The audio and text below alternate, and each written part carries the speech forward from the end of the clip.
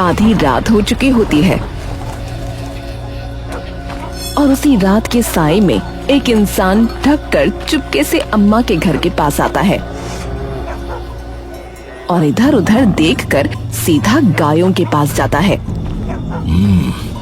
अब देखो कैसे मिट्टी में मिलाता हूँ मैं सब कुछ आपका। दिनागढ़ की सुबह चढ़ते ही कावेरी अम्मा अपनी साइकिल पर सवार हो दूध ले निकल जाती है और सबसे पहले बिरजो के घर आकर रुकती है। ए बिरजो, एरी दूध लाई हो तुम्हारा, ले ले बिटिया। तभी सामने से बिरजो हाथ में एक पतीला लिए आती है। आ गई पहलवान अम्मा। ये सुनते ही कावेरी अम्मा हंसने लगती हैं। ला दे पतीला, तेरा दूध डाल दो। बिरजो उसे वो पतीला दे देती है, उसमें दूध डालने लगती है। अम्मा, वैसे एक बात पूछूं? पूछ पूछ बिटिया। आपकी उम्र लगभग 55 या 60 तो होगी, तो आप अभी भी इतना काम कैसे कर लेती हो? रोज सुबह सुबह साइकिल पर इतने भारी दूध की बाल्टियां ढोकर सबके घर दूध पहुंचाती हो? अरे बस, ये तो खानदानी तंदुरुस्ती है। तुम सच में पिछले जन्म में पहलवान रही हो क्या अम्मा?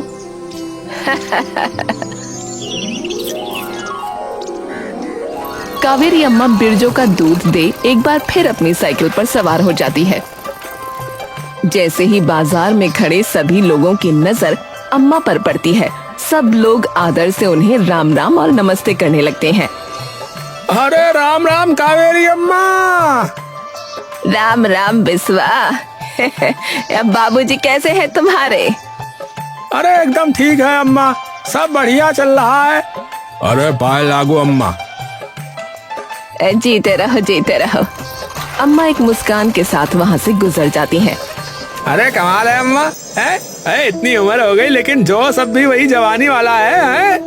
अरे और नहीं तो का। अरे अम्मा देखो कैसे फुर्ती से रोज साइकिल पर सबके लिए दूध जो है घर पहुँचाती है? और ऊपर से मन की इतनी साफ कि पूछो मत भैया। कावेरी की इस मजबूती की वजह से ही पूरे गांव में वो अम्मा पहलवान के नाम से शुमार थी। लेकिन अम्मा का ये मान सम्मान गांव में रहने वाले विमल सेठ को खूब खटकता था, जिसकी अपनी खुद की दूध की एक डेयरी थी।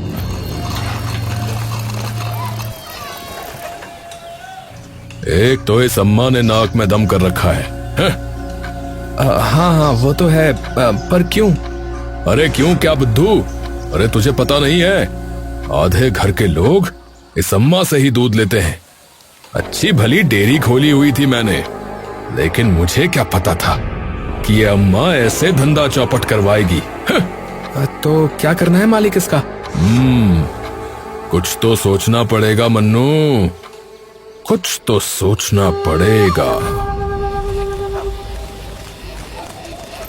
कावेरी अम्मा अपना सारा काम खत्म कर अपनी साइकिल पर थकी हारी घर की ओर लौट रही होती है।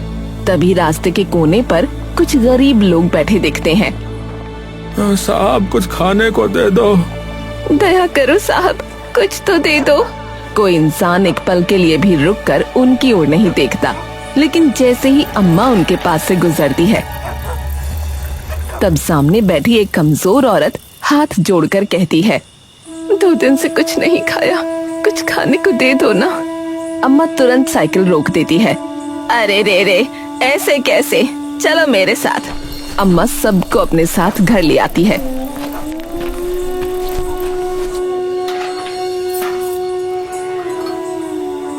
हे राम, आज ये बदन इतना क्यों दुख रहा है। अम्मा सभी लोगों के लिए खाना बनाना शुरू कर देती हैं, लेकिन उनके माथे पर पसीना साफ चमक रहा होता है और उनकी सांसें भी भारी होती जा रही होती हैं। पर फिर भी कुछ देर बाद वो सबके सामने खाना रख देती हैं। लो बेटा, पेट भर के खा लो। है सभी तुरंत खाने पर टूट पड़ते हैं और कुछ देर में उनका पेट भर जाता है। भर गया पेट? अम्मा, आप जैसा दयावान तो आज पहली बार देखा, जो किसी गरीब को खाना खिलाने घर ही ले आया। सच में अम्मा, आपका बहुत बहुत धन्यवाद। अरे तो उसमें कौन सी बड़ी बात है, खाने पे तो सबका हक है। हाँ, और बाद के लिए भी बांध दिया है, तो जब भी भूख लगे तब खा लेना। हाँ।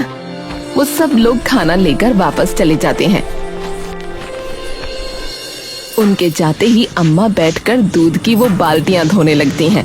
हे राम, आज ऐसा क्या हुआ? इतना ज्यादा बदन क्यों दर्द कर रहा है मेरा? हाय। अम्मा धीरे धीरे उठकर खड़ी हो जाती है और हाथ से माथा छूकर महसूस करती है कि उनका माथा पूरी तरह से गर्म हो चुका होता है। लगता है ज्यादा ही थकावट हो गई है, इसलिए तबीयत खराब हो गई है। चलो थोड़ा आराम कर लेती हूँ।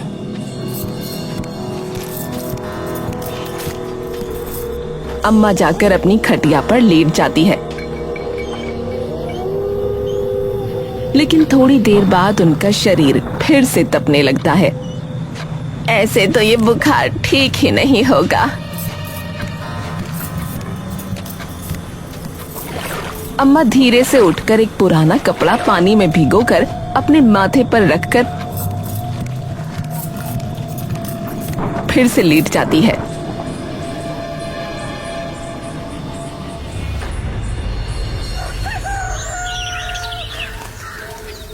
सुबह हो चुकी होती है, लेकिन अम्मा की आंख देर से खुलती है और जैसे ही अम्मा की नजर दीवार पर टंगी घड़ी पर पड़ती है तो एकदम से अपनी चारपाई से वो उठ जाती है। अरे रे रे, आज तो बहुत ही देर हो गई। अम्मा जल्दी जल्दी तबेले की तरफ भागती है, जहाँ 5-6 गायें बंधी होती हैं। अम्मा तेजी से उनका दूध निकालने लगती है और फटाफट सारा दूध बाल्टी में भर के एक बार अपनी साइकिल पर बैठकर फिर से सबके घर दूध देने निकल जाती है। अम्मा जल्दी से साइकिल रोककर आवाज लगाती है, ए बिरजो, एरिया दूध ले ले बिटिया। बिरजो थोड़ी सी नाराज सी बाहर आती है।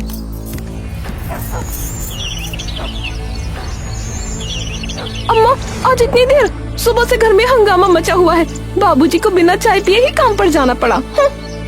अरे बिटिया, कल रात तबीयत थोड़ी खराब हो गई थी। तो किसी को भेज देती ना अम्मा, आप अकेले ही सब काम करोगी क्या? अरे किसे भेजती बिटिया, मैं तो अकेले ही रहती हूँ। क्यों अम्मा, कोई बेटी या बेटा नहीं है आपका? अरे ना बिटिया, शादी के 2 साल बाद ही मेरे पति चल बसे और उनके जाने के बाद खुद ही अपना काम शुरू किया और चलाया, तभी से अकेली ही हूँ। बिरजो चुप हो जाती है और चुपचाप दूध ले लेती है।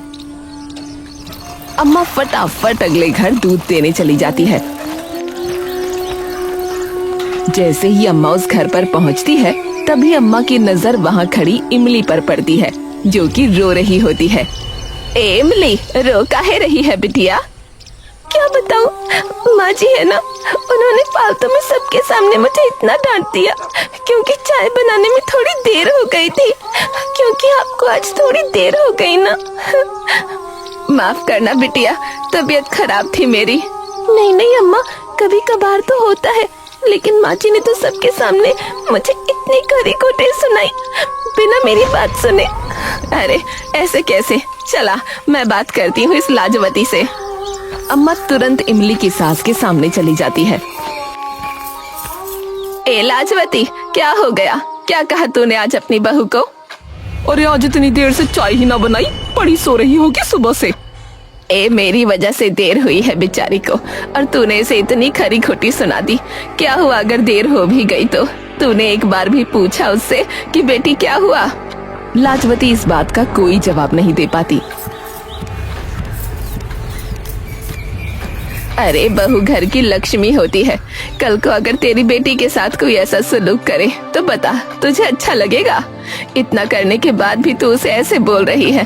अरे कोई जरूरत नहीं उसे तेरी सेवा करने की, सरकारी नौकरी वाली है, चाहे तो अलग भी रह सकती है, लेकिन संस्कारी है इसीलिए तेरी बातें सुन जाती है। ये सुनते ही लाजवती की आंखें शर्म से भर आती हैं। माफ कर देना बेटी, तेरी तरफ से तो सोचा ही नहीं कभी। ये हुई ना बात। अम्मा मुस्कुराकर वापस बाहर आ जाती है। तभी इमली वहाँ आती है और अम्मा के गले लग जाती है। अम्मा, मुझे हमेशा लगता था कि मेरी माँ नहीं है तो मैं किससे बताऊंगी ये सब बातें, लेकिन आपने मेरी माँ की कमी पूरी कर दी आज। अरे तो मैं हूँ ना तेरी माँ, मुझे बोल देना जब भी जरूरत हो, हैं? विमल सेठ अपनी डेयरी पर बैठा होता है कि तभी मन्नू वहाँ आता है। सेठ जी, सेठ जी, सेठ जी, आपने सुना? क्या क्या सुना? अरे उस अम्मा पहलवान के बारे में। ये सुनते ही विमल के कान खड़े हो जाते हैं। हैं? क्यों, क्या हुआ? अरे सभी घरों में देर से दूध पहुंचाया है। कई लोग तो बिना चाय पिए ही काम पे निकले हैं। क्यों, आज ऐसा क्या हो गया? अरे पता नहीं, कह रही थी कि उनकी तबीयत खराब हो गई थी तो देर से उठी थी। ये सुनते ही विमल गहरी सोच में पड़ जाता है। सेठ जी, सेठ जी, क्या सोच रहे हो? शायद हमारी दुकान चलाने का तरीका मुझे मिल गया है। हाँ।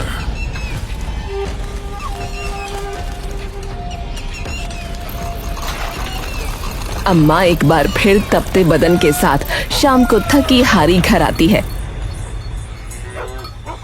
और आते ही अपने बिस्तर पर लेट जाती है। हे भगवान, ये क्या हो रहा है? अम्मा एक बार फिर अपने सर पर पट्टी रखकर सो जाती है।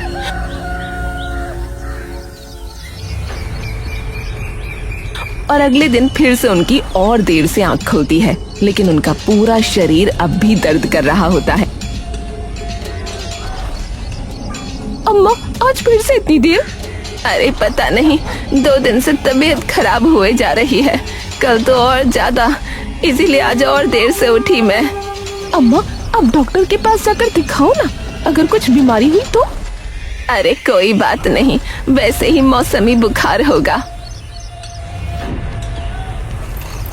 अम्मा उन्हें दूध देकर अपनी साइकिल पर सवार हो फिर से आगे की ओर जाने लगती है, लेकिन जैसे ही गर्मी का प्रकोप बढ़ता है वैसे ही उनकी आंखों के सामने का दृश्य एकदम धुंधला जाता है। अम्मा एकदम से अपनी साइकिल एक बड़े से नीम के पेड़ के पास जाकर रोकती है और उसके नीचे जाकर बैठ जाती है।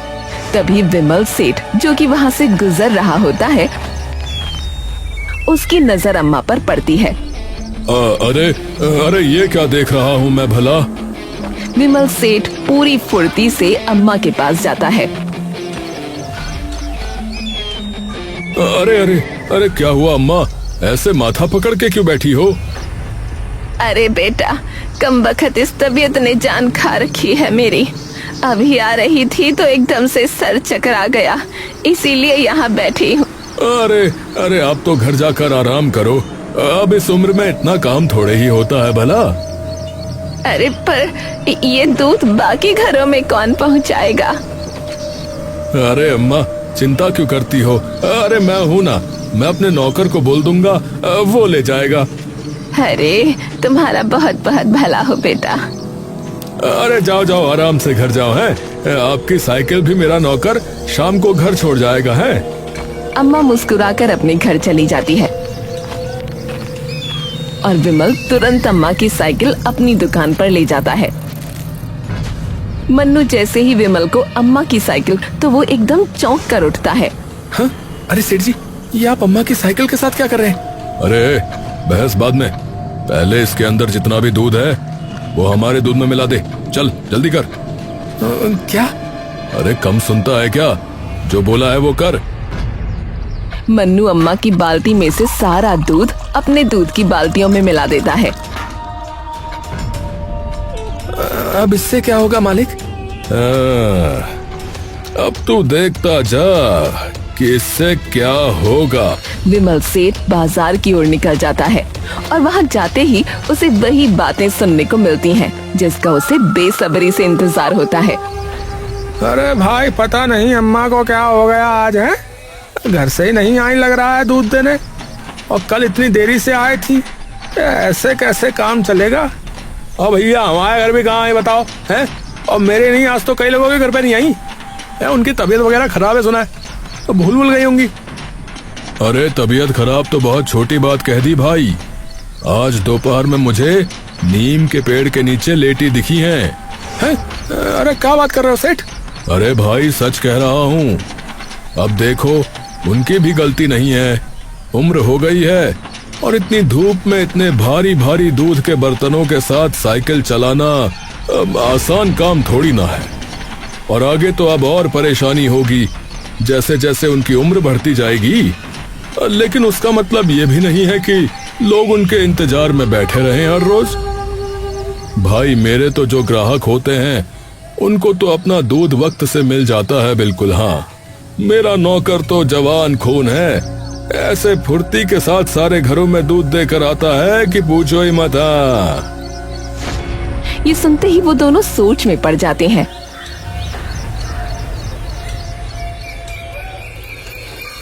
कावेरी अम्मा की तबीयत अब दिन पर दिन और खराब होती जाती है, जिसकी वजह से उन्हें रोज दूध पहुंचाने में और देर होने लगती है। और दूसरी ओर विमल सेठ भी जाकर लोगों के कान भरने लगता है। अम्मा माफ करना, लेकिन आज से हम अपना दूध विमल सेठ के यहाँ से मंगाएंगे। मेरा आपसे कोई बैर नहीं है अम्मा, पर अगर रोज रोज ऐसे ही देर होने लगी तो हमारे घर के क्लेश तो और बढ़ते जाएंगे। अम्मा ये सुनकर अपना सर झुका लेती है और कुछ नहीं बोल पाती। जैसी तुम्हारी मर्जी बिटिया।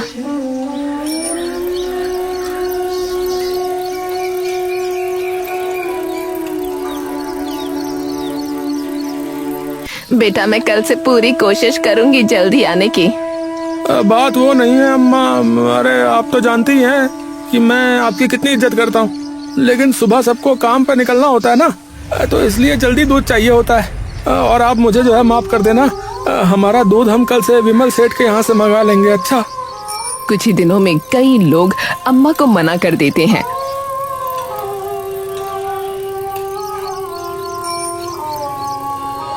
और हर दिन उनकी तबीयत भी और खराब होने लगती है।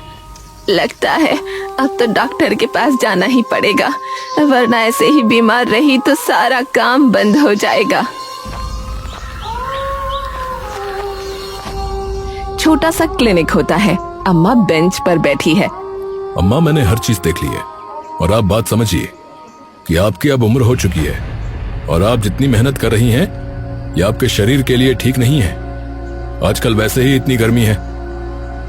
पर डॉक्टर साहब, आज से पहले तो ऐसा कभी ना हुआ। अम्मा चुपचाप सुन रही होती है। अम्मा उम्र भी तो बढ़ रही है, इसलिए इतनी तेज धूप में साइकिल चलाना, इतना भारी बोझ उठाना, ये सब अब आपको तुरंत छोड़ना पड़ेगा, वरना तो दिक्कत हो जाएगी। लेकिन डॉक्टर साहब, अगर काम छोड़ दिया तो गुजारा कैसे होगा? तो अम्मा कोई और काम देख लो। अम्मा चुपचाप वापस घर चली जाती है। कुछ ही दिनों में ये खबर फैल जाती है कि अम्मा का दूध का काम पूरी तरह से ठप पड़ चुका है, क्योंकि अम्मा की तबीयत खराब होने लगी है। हे प्रभु, अब तो धीरे धीरे सारे बचे पैसे भी खत्म होते जा रहे हैं और ये शरीर भी साथ छोड़ रहा है। अब कहाँ जाऊं भला? काश कोई औलाद होती मेरी तो। तभी उनके घर के बाहर कुछ दस्तक आती है। कौन है? अरे अम्मा दरवाजा खोलो, हम हैं। अम्मा उठकर दरवाजा खोलकर देखती है कि सामने वही गरीब आदमी और औरत खड़े हैं जिसे उन्होंने खाना खिलाया था। अरे आप लोग, आज भी भूख लगी है? आइए आइए, मैं बना देती हूँ आपके लिए खाना। अपने लिए नहीं अम्मा, आज आपके लिए आए हैं हम। मतलब?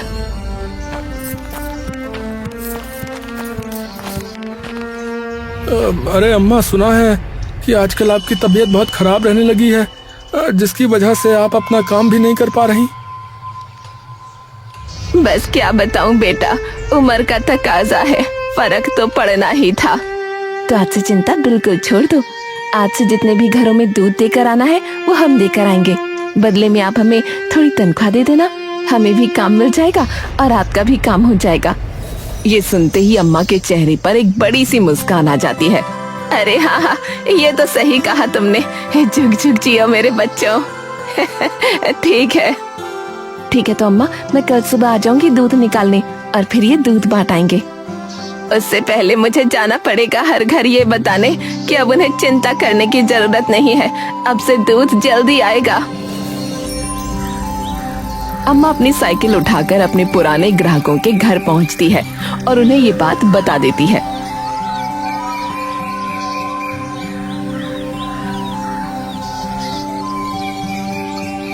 सुबह होते ही वो दोनों गरीब आदमी और औरत अम्मा के घर पहुंच जाते हैं।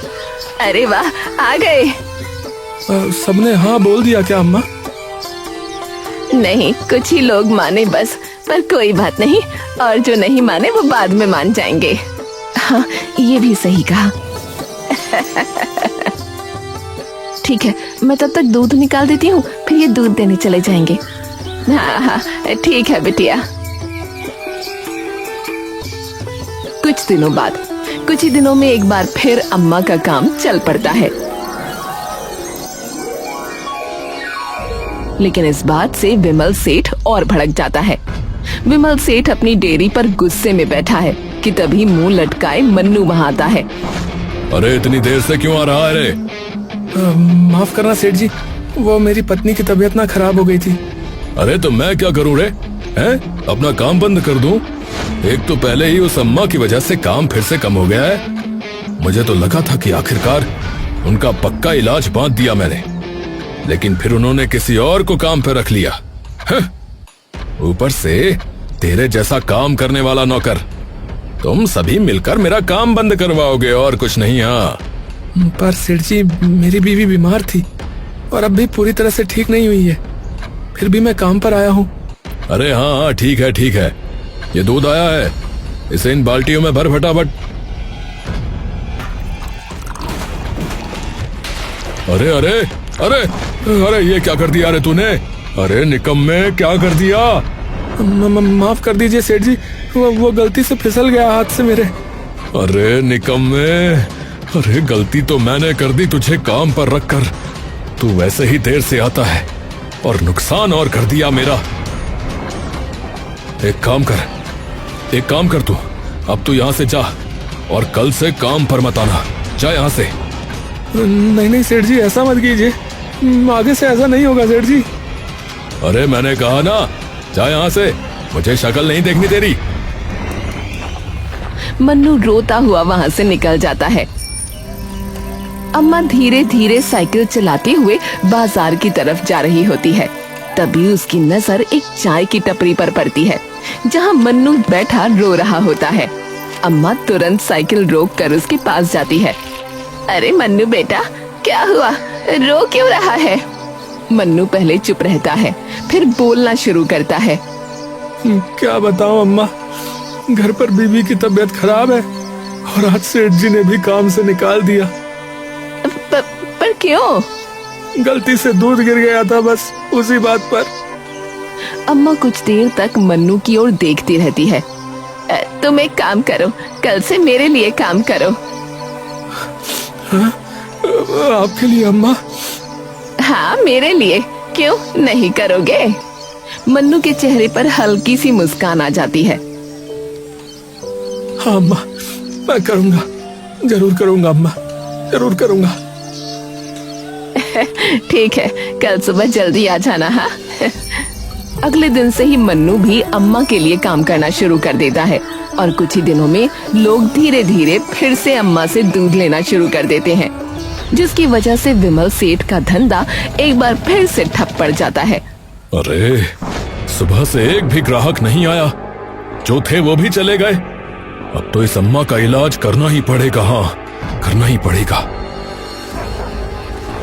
आधी रात हो चुकी है और उसी रात के साए में विमल मुंह ढककर चुपके से अम्मा के घर के पास आता है और इधर उधर देखकर सीधा गायों के पास जाता है। अब देखो कैसे मिट्टी में मिलाता हूं मैं सब कुछ आपका। हाँ?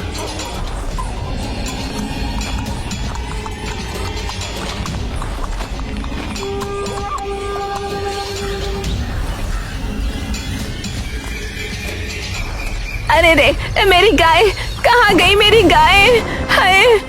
अम्मा घबरा कर इधर उधर देखने लगती है, लेकिन उसे एक भी गाय कहीं नहीं दिखती। अम्मा चुपचाप अंदर आकर बैठ जाती है।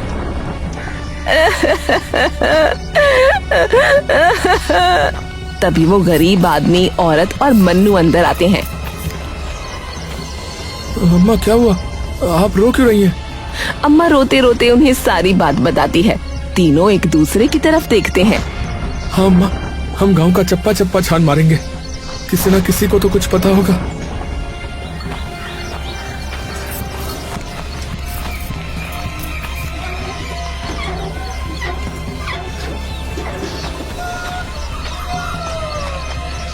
सुबह से शाम हो जाती है, लेकिन तीनों में से किसी को भी अम्मा की किसी गाय का कोई पता नहीं लगता। अम्मा किसी ने भी नहीं देखा। ये सुनते ही अम्मा फिर से रो पड़ती है। ए राम, अब क्या होगा? मेरे पास तो इतने पैसे भी नहीं कि नई गाय ले आओ। अम्मा पर ये हुआ कैसे? क्या किसी ने चोरी की है? तभी मन्नू को एकदम से आभास हो जाता है। अम्मा मुझे पता है कि ये किसने किया है। ये सब विमल सेठ का काम होगा। लालची कहीं का, इसकी तो अभी के अभी थाने में रिपोर्ट लिखानी पड़ेगी। हाँ सच में। सभी लोग तुरंत विमल सेठ की कंप्लेंट थाने में दर्ज करवाते हैं।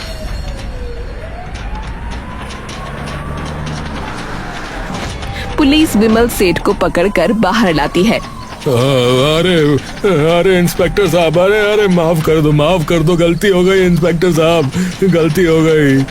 अब भुगतो सेठ अपने लालच का फल। बताओ अम्मा की गाय कहाँ है? देखो उन्हें तो मैं बहुत दूर एक खुले मैदान में छोड़कर आ गया था। अब तो मुझे भी नहीं पता कि वो कहाँ है।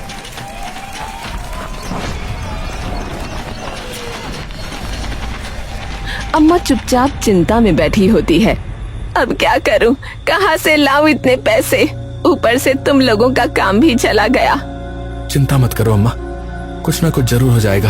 हाँ अम्मा, आप चिंता मत करो, हम लोग आपको छोड़कर कहीं नहीं जाएंगे। तभी इमली वहां आती है और आकर अम्मा के पास बैठ जाती है। अम्मा क्या हुआ? अरे क्या बताऊं बेटिया? बताओ ना अम्मा, जब तक नहीं बताओगी तब तक कैसे समझ आएगा? अम्मा इमली को सब बात बता देती है। इमली कुछ देर चुप रहती है। अम्मा ये लो, इससे 4-5 गाय आ जाएंगी। अरे नहीं बेटिया, ये कैसे ले लूं मैं? ये तो तुम्हारे हैं। क्यों अम्मा, आपने ही तो कहा था आप मेरी माँ हो। फिर बेटी अपनी माँ के काम नहीं आएगी क्या? अगर बेटी नहीं आएगी तो कौन आएगा? अम्मा की आंखें भर आती हैं। धन्यवाद बेटिया, तुम सबका ये एहसान मैं कभी ना भूलूंगी। अम्मा ये सब आपके कर्मों का फल है। आपका दिल इतना साफ है, इसीलिए आज सब आपके साथ खड़े हैं।